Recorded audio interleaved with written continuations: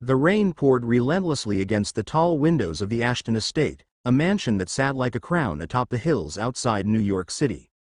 Inside, the air was colder than the storm.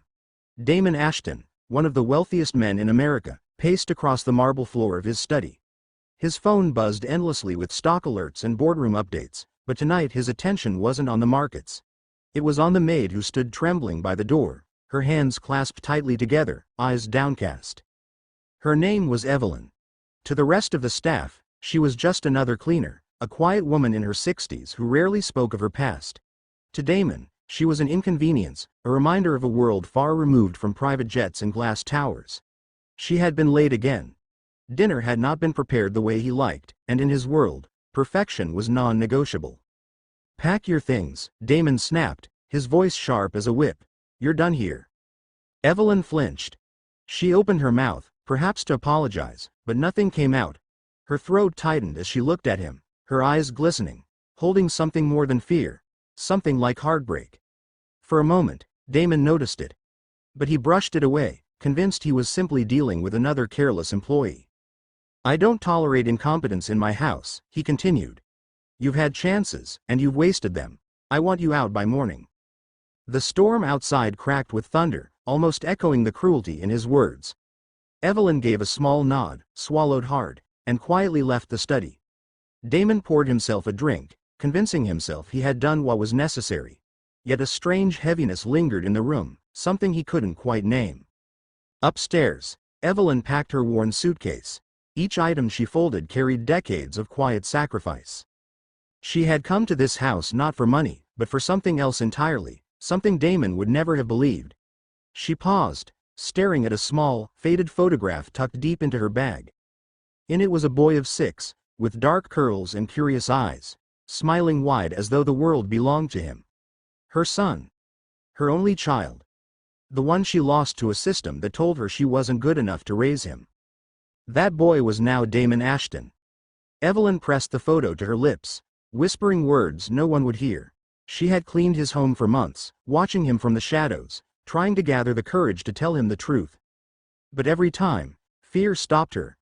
Would he hate her? Would he think she abandoned him? Now, she would never have the chance. Damon barely slept that night. Something about Evelyn's face haunted him. He told himself it was guilt for being harsh, but guilt was an emotion he rarely entertained. Yet, as the rain eased into morning light, he found himself standing at the top of the staircase, listening. He heard the sound of wheels rolling across marble as Evelyn carried her suitcase toward the front door. Something in him shifted.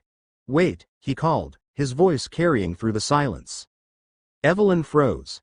Slowly, she turned. Her eyes met his, and for the first time, Damon saw the depth of sorrow there.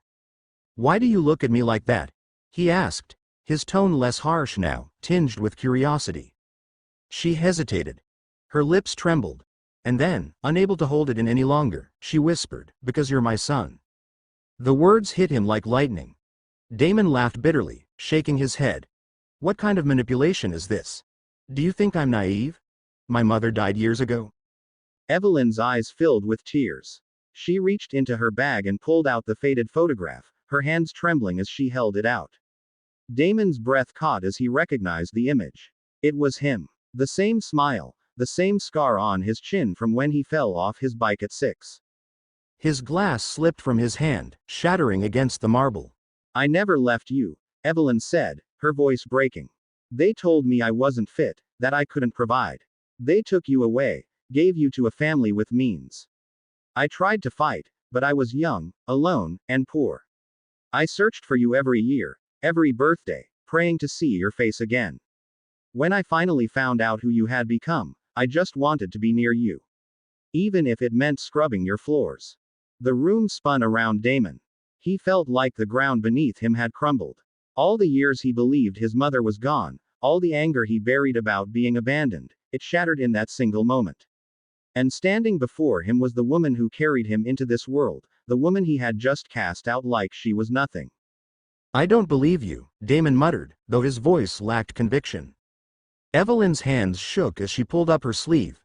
On her arm was a small birthmark, a crescent shape he remembered from his childhood, pressed against his cheek when she hugged him. Memories surged. Her lullabies, her laughter, the warmth of her embrace. Memories he thought were dreams. "It's you," he whispered. His chest tightened as he realized the truth. Evelyn's tears streamed freely now. "Yes, Damon. It's me. I'm sorry I couldn't be there. I'm sorry you had to grow up without me. I thought you would hate me if you knew." Silence fell, thick and unbearable. Damon's eyes burned, but he fought the tears. He wanted to scream, to demand why life had stolen his childhood, why he had been lied to. But as he looked at her, frail and trembling, he saw not a liar but a survivor. A mother who had carried her love through decades of pain. He took a shaky step forward. "And last night, I threw you out." His voice cracked, the weight of his cruelty sinking in. Evelyn shook her head softly. "You didn't know, you couldn't have known." For the first time in years, Damon's composure broke.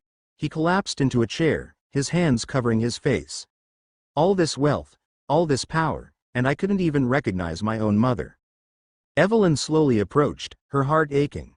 She wanted to hold him, to comfort him, but she feared he would push her away. Yet when she placed a gentle hand on his shoulder, he didn't resist.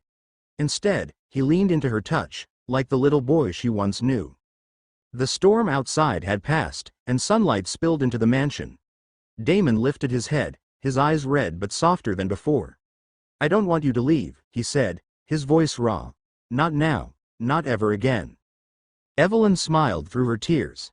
"Then I'll stay, son. As long as you'll have me." For the first time in decades, Damon felt something money could never buy. He felt home. That day, the Ashton estate changed. Staff whispered in shock when Damon himself carried Evelyn's suitcase back upstairs. Board meetings were delayed, phone calls ignored. For once, the billionaire who ruled corporations with an iron fist found himself sitting at a kitchen table, listening to the stories of a woman who once sang him to sleep. It wasn't easy.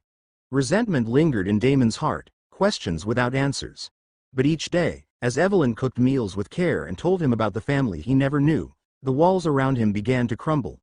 Slowly, the ruthless businessman became a son again. And Evelyn, who had lived her life in shadows, finally stood in the light of the love she had never stopped carrying.